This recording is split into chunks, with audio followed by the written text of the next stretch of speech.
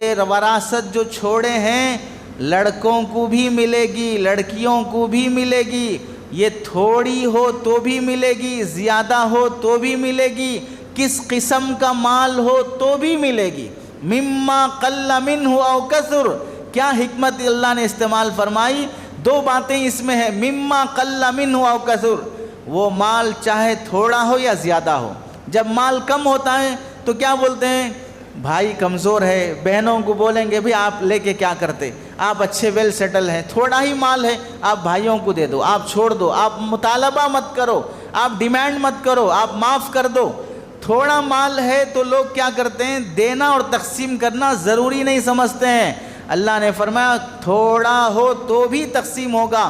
علماء نے لکھا ہے جب انتقال ہونے والا مر جائے اور اس کے جسم میں پہنے ہوئے کپڑوں میں جس میں اسے موت آئی ہے، یہ پہنا ہوا لباس بھی وراثت میں تقسیم ہوگا۔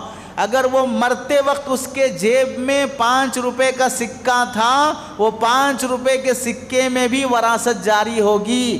مرتے وقت اس کے جیب میں اگر وہ شوگر پیشنٹ تھا، شوگر ڈاؤن ہو جانے کے ڈر سے وہ اگر ایک چاکلیٹ جیب میں رکھ کر مرا تھا، وہ چاکلیٹ بھی وراثت میں ڈسٹریبیوٹ کیا جائے گا۔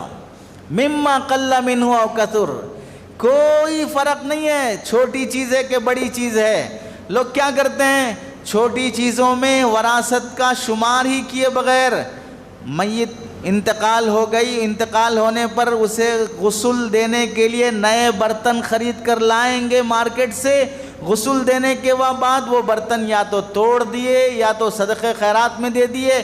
کس کے پیسوں سے خریدا ہے؟ مرنے والے کے پیسے سے خریدا ہے، تو پھر وہ پیسے مرنے والے کی وراثت میں ہیں، وہ برتن بھی وراثت میں تقسیم ہوں گے۔ اب تقسیم سے پہلے صدقہ کرنا، خیرات کرنا، توڑنا پھینکنا جائز نہیں ہے۔